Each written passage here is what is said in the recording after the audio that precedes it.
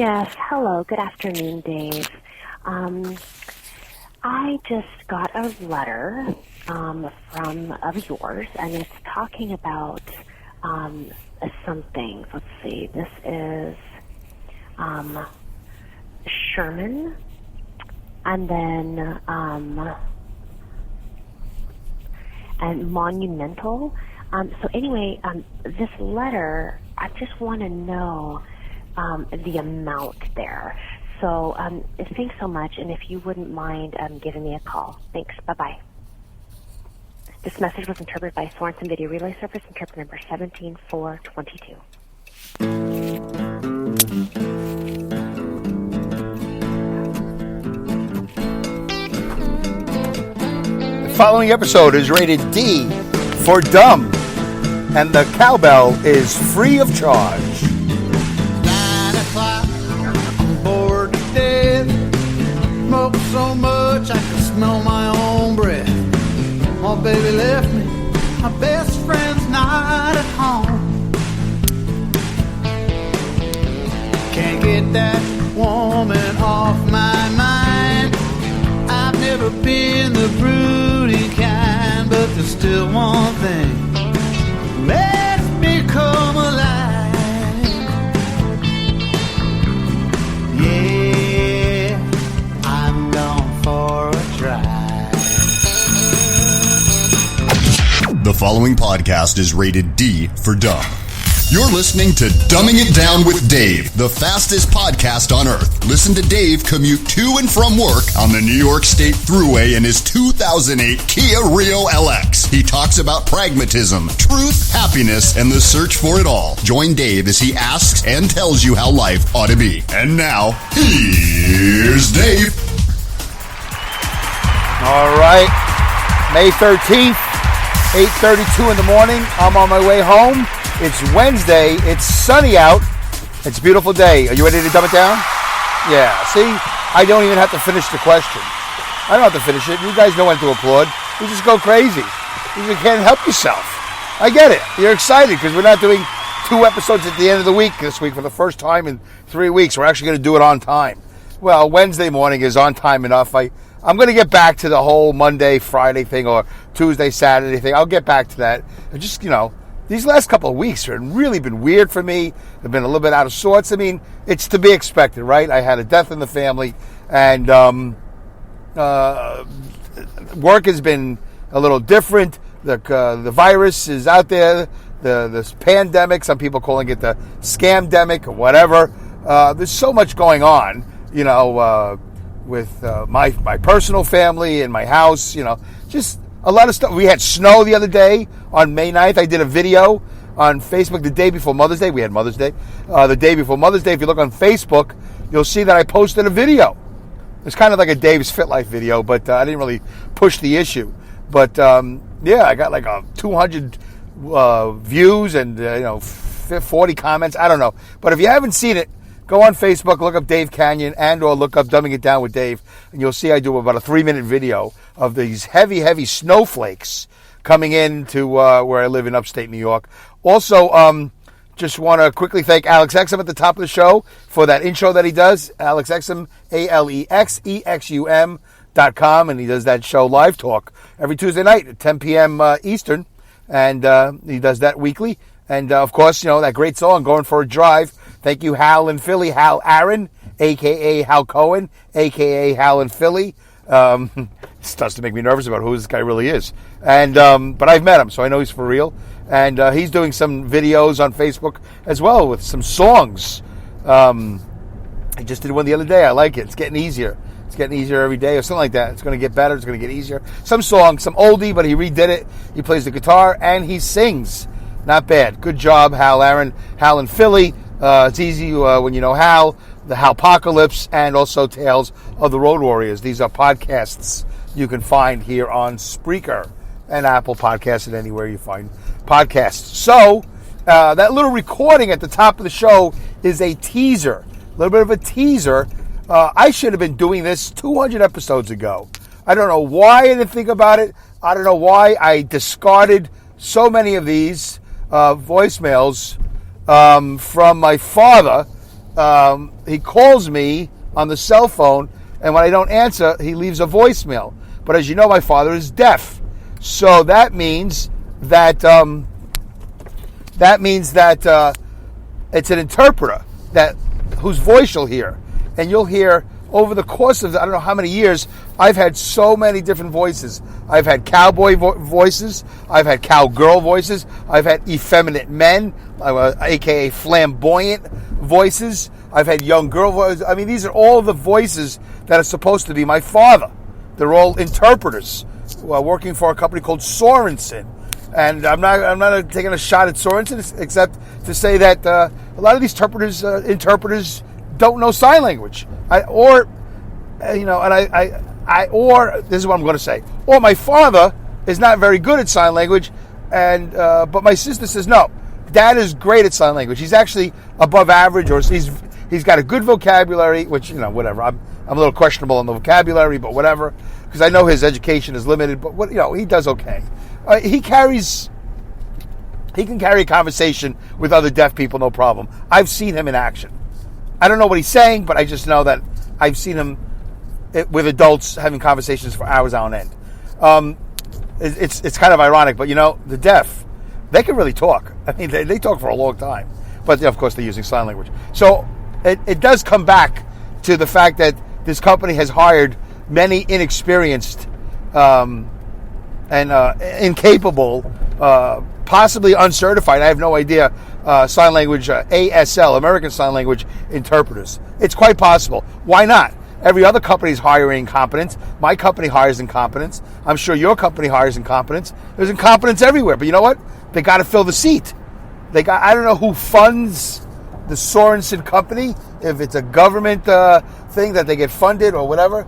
But it wouldn't surprise me if they're under some sort of quota obligation. Anyway, let's just stay on track. I got a lot I want to do to this show. We're going to finish up some.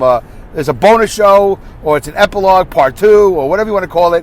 It's going to be a part 6 of the or part 7, part 6, whatever of the Mom's Dead trilogy, or whatever.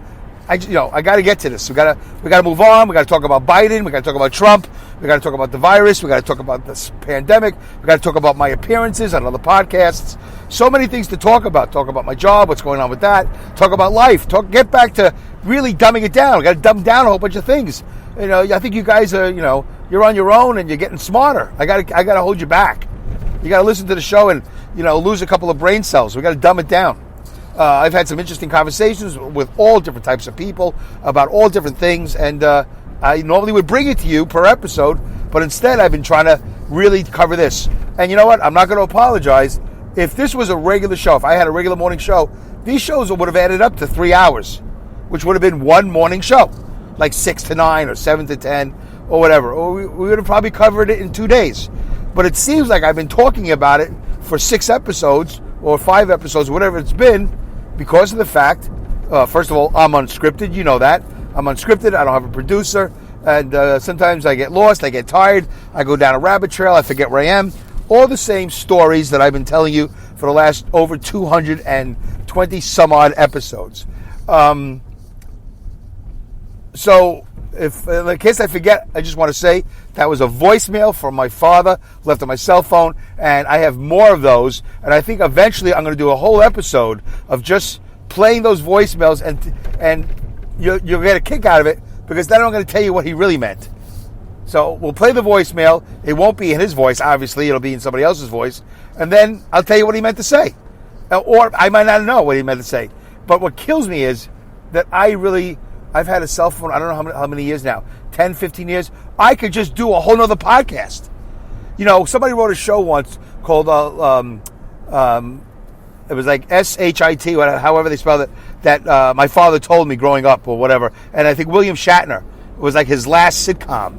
I don't know if that was after Boston Legal, whatever, but William Shatner was in a show. It was called, things that my father, it was like ampersand, exclamation point, whatever. However they spell curse words, whatever. My father tells me or told me, and it was William Shatner. So this could be like that. This could be like things that my,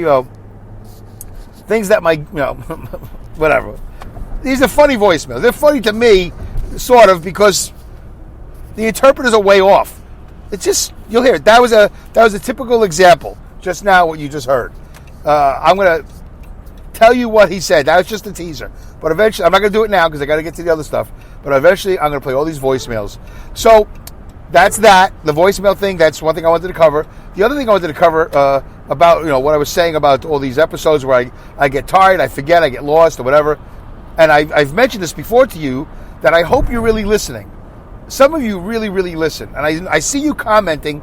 Some of you comment and I go, that's kind of a generic comment. It's fine. It's okay.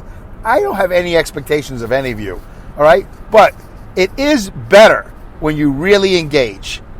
It's really great when you really engage. It's really great when you listen. And I've said this before, when you hold my feet to the fire, whatever the phrase is, when you listen, you go, wait a minute, what did he just say? I got to ask Dave about that because he's not being clear. Or how come Dave didn't finish the story? Or how come he told an incorrect story? I know in the last couple of episodes, I've been exhausted. I've been talking about this whole situation with my family. And I've said some things incorrectly. I've started some stories. I didn't finish stories. And because I get sidetracked in my brain. It's just, where else would I get sidetracked? In my brain. Okay, whatever. So recently, and some of you have more access to me than others. Some of you just have Spreaker chat access. Some of you, well, everybody has Twitter access to me, which is underutilized. You have Facebook access. Don't forget to look if you don't have Facebook access to me. Am I shouting? Go on Dumbing It Down with Dave on Facebook, whatever it is, /Facebook. I don't know how they do it, but go to Google, go to Facebook and put on the top. There's a Dumbing It Down with Dave group. There's a page and there's a group. I don't know how you find one or the other, but I post more in the group. The group is for you. I don't know what the page is for. I keep on putting it out there. I have no idea. Somebody told me you need to have a page and a group. Okay, anyway. So this morning, I get a text from one of our regular listeners, superfan Pat Mason, who's good friends with Jeff Warner. And we all three used to work together at this company. Now Jeff is gone, but he still is in touch. He's still in the area, still driving a truck. And they talk about the show, which is great. I love the fact that people are talking to each other. Some of you don't have anybody to talk to about the show. These two are friends, so they talk about the show. Whatever, it comes up. So, and I'm fine with that. I put myself out there. Jeff shared this thing with the whole company, whatever, with one person, two people, and it just expanded. Now a whole bunch of people pass me at the job and go, Dumbing It Down with Dave. I go, okay, yeah, Dumbing It Down with Dave, yeah, and I saw your show, yeah, and it's good. Okay, yeah, you don't listen. Okay, you just like to say Dumbing It Down with Dave or whatever. It doesn't matter to me. Let's move on. So I got a text this morning from Pat, and there's a possibility in one of the previous episodes, it would be a previous episode, let's see if I can get it, that I might have started a story and not finished it, or not told it properly. So I did go back and listen to it. So if you go back to So My Mom Died, episode 218, I think that's the one, or it could be My Mom Died, So What, this time it's personal. Let me see what I texted Pat here. I texted him which episode it was, and then we got into a whole jag about something else. Oh, yeah. So it's from My Mom Died, So What? This time it's personal. Okay. So let's go to that one. Whatever. In that episode, I talk about pulling my sister away from the funeral service to tell her the story. Because we had spoken earlier that week, and I said, how are you? Because other than all the business that we were taking care of, which I was mostly taking care of, not really important right now. I've made that very clear. I was told we'll cross that bridge when we get to it, and then I was the only one on the bridge, as far as I'm concerned. And really what she was saying is, we'll cross that bridge when you get to it, or you'll get to it when we cross that bridge, whatever. All right, I've beaten that point. Silly, right? So I tell the story because I said, so after all that, I said, so, and I didn't have to do this. So I'm on the phone with my sister. I said, so how are you? How are you? How are you doing? Your mom just passed away. How are you? I didn't have to. I could have said, all right, see you later. But, I still always hold out for hope. Hold out for hope that somehow there's a relationship in there. Somehow she'll care that I care. Right? Okay, it's proper, right? Isn't it proper it's common parlance or whatever they say, it's protocol to ask a family member, so, how are you? How you doing? How are you making out? Are you okay? We don't just have to conduct business. We can have a personal conversation. So she told me her feelings, which were fine. Whatever her feelings are, they're fine. She loves her mommy. She loves her daddy. She has a great relationship with them. And she'll do anything for them. She's crying. Her stomach's been knots for days. All this stuff. Okay, good. That's normal stuff. You love your mother. You love your father. You have this reaction. So then she said, and I was fine with that. I was ready to go. Then she said, so how are you? And I was like, well, you know what? I can't tell you right now. I'll tell you later. And then she said something like, what? So I don't get to know? I go, no, you'll get to know. I just can't tell you right now. I'm going to tell you when the time is right. And the time was right for the last, 40 some odd years. But I couldn't find the right time. So I told her at the funeral. I told her after the funeral. Somebody might say, how could you do that? You bury your mother. You know what? There's always been a reason. It just goes on and on and on. There's always another reason. I can't say anything at my bar mitzvah. I can't say anything at my birthday party. I can't say anything at my graduation. I can't say anything at the bris, at the birth, at the holiday. It goes on and on. When is the right time to tell somebody such a story? There is no right time. There only is the time. Okay. And I didn't want to wait. I really waited. Listen, I waited 43 years. I waited 43 years. And I don't know when I'm going to see her again. I really felt like, not just because of the whole corona thing, I just felt like, you know what? I don't know if I'm going to see her again. I don't know if I'm ever going to speak to her again. And I don't want to tell her in a moment where I'm angry, because that's really the thing that would be easy to do. Tell her when I'm angry. Just blurt out, and by the way. So I wanted to tell her when I was calm. And frankly, I was really very calm at the funeral. It was very calm. No tears. I was good to go. So I tell this whole story about dragging her out at the end of the service, which I hosted. At the end of it all, I said, "Hey, I got to talk to you." So I dragged her over. It took a long time. It was like pulling a van, like pulling an elephant with a poodle leash. That's what it was like. Come on, I want to tell you something. So I dragged her over. I got to the van. So when I'm telling the story, I don't think I completed it properly. And I might have told it in episode 219 or 220, but just in case, I can't go back and re-listen to all these shows again. I've heard every show like 5 times. Not because I enjoy listening to my voice, because I just want to make sure I'm telling things correctly. I want to make sure I'm finishing things, in case some of you don't listen as intently as Jeff does, and as far as Pat Mason does, and they ask me these questions, via text with their special access that they have. So here's what happened. I told my sister the story. And I had to condense it real quickly because people were coming. That's why I wanted to walk. So we could be away. They could all be at the van. They could all be at their vehicles. And my sister and I could be 30 seconds down the road. So if anybody had to come get us, they could see us. It's a cemetery. It's not like it's Central Park. It's not like a million people walking around. It would be just me and my sister walking down the road. And I would tell her, nice and calm, walking and talking. But we didn't get that opportunity because we didn't go past the van. So I told her what happened. And this is what she said. This was her immediate reaction. I suspected something. That's what she said.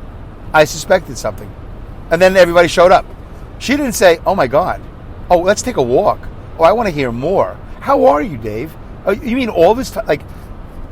Okay. So I can go on and on about how upset I am that her response was, I suspected something. I suspected all the time. What I suspected. Basically, she said, I suspected something, whatever. And I could be upset because she didn't say, oh my God.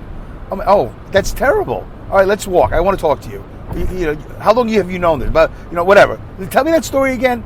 Let's walk and talk. I'll tell my husband and everybody, I'll meet you over here. Just give us 5 minutes.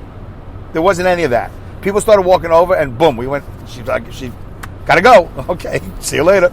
I guess when we cross this bridge, whatever. We won't have the luxury of time to talk. I mean, we're just going to combine all the excuses. Or I could be very nice and say, listen, she just buried her mother, and it's a very traumatic day. She's not exactly on top of her game. I don't know if she's high. I don't know if she's tired. I don't know if she's just old. I don't know what the story is. Or maybe she just doesn't really care. I have no idea. I could pick from 10 different things. And you know what? It doesn't really matter. I'm not going to try to find a reason. I haven't really spent any time thinking about it. I'm only bringing it up because it was asked of me today, did I tell the story? Did I actually finish the story? So I'm finishing it now. I did tell her what happened.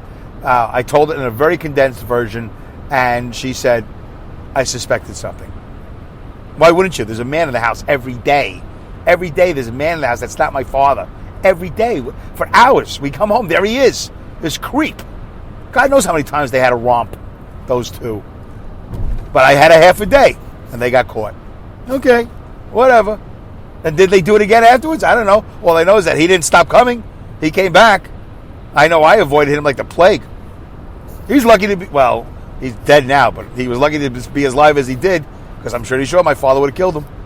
And he would have went to jail, and my life would have been over one way or the other. One way or another, my life was over. Either my parents were going to get divorced, my father was going to be in jail. Rikers, I don't know. Where do deaf people go to jail? There is no deaf jail. You go to wherever people go. I don't think they make a special arrangement to go to deaf camp. Yeah, they send you where they send you. And whatever, everybody would have hated me. They hate me now anyway. So it was lose-lose for me. So she knows, and that's what she said. And I haven't heard from her yet. Although the only difference between that day and now is that somewhere along the way, I noticed on Facebook, because I get notices, that she clicked like on the Dumbing It Down with Dave Facebook group. So I don't know what she's heard. I don't know what she's heard. I'm laughing about it because it's like, really? Now? After 220 episodes? Now you're following Dumbing It Down with Dave? Really? So I wonder if one of her coder friends told her that maybe they listened to this. I don't know what happened. I can go on and on and on, and I'll never get to what I want to get to this episode. But that's the way it is. And yeah, I feel I'm okay with everything. I just want you to know. I'm okay with everything. I've moved on. It's over. One parent down, one to go. But not that I'm, pressing for it. I'm just saying that's pragmatic. One down, one to go. We're not any more prepared for the second one to go than we were for the first one to go. There's been no special arrangements made since then. Okay. But that voicemail that I just played is in regards to a letter I sent my father from the funeral home. And my father, of course, as usual, didn't understand what I sent him. And then, whatever, he talks to the operator translates to me, and everything gets all screwed up because what he said was not what he meant. Whatever. It's just a screwed up voicemail. Okay, anyway, 22 minutes. All right, so... all right, we gotta let's get to, so that's it. All right, so you guys clear on that? I did tell her, that's what she said. She didn't say anything else. Nobody seems to care. I haven't gotten any phone call, no text, no email saying, hey, listen, I'm really sorry, but the family was showing up, or we had to go, but I'd love to talk about it with you. I realize that you've kept a secret for 43 years. It must be really painful. And now I understand your anger. I understand why you became who you are. I understand a lot of your behavior over the last 40 years, because apparently this was a little traumatic for you. Your family, the whole 8 is enough, Brady Bunch, the Waltons. Actually, there used to be a show called Apple's Way back in the day. Does anybody remember Apple's Way? That was like a family show, like Swiss Family Robinson, all these family shows. Coach Pavetti's father, gone. All of that, gone. I went from that to Caligula. That's a little extreme. All right, how about Mommy Does Dallas? That's what I went to. It went from 8 is enough to Mommy Does Dallas. She didn't do Dallas. She just did Joe, but whatever. Mommy Does Joe. Okay. So, yeah, I'm a little insensitive, maybe. Okay, whatever. 13 years old. Something traumatic happens to you. You think you're just going to blow that off? Like, no big deal. Mommies sleep with other men all the time. This is no big deal. Hey, Richard Pryor grew up in a bordello. God knows what his mom was doing. He became a famous comedian. A lot of comedians, a lot of famous people have come from hardships. So here I am. I have 223 episodes of a podcast nobody listens to and doesn't care about. Whatever. I'm just, here I am on the internet. 29, whatever, platforms, including now Good Pods. I'm on milehighradio.com, milehighhiradio.com every Monday morning at 11. I'm on Crooked River Radio every Monday night at 8. And now I'm on hamiltonradio.net every Saturday at 5 p.m. Channel 2. Oh, excuse me. So, yeah, that's where I'm at. That's my big successful career. Not to mention Dave's Fit Life on YouTube and whatever else is out there, movies, commercials, whatever you stumble upon, and whatever. If you're curious about something, just mention it in the Spreaker box. I'll see if I can find it for you, and I'll post it somewhere.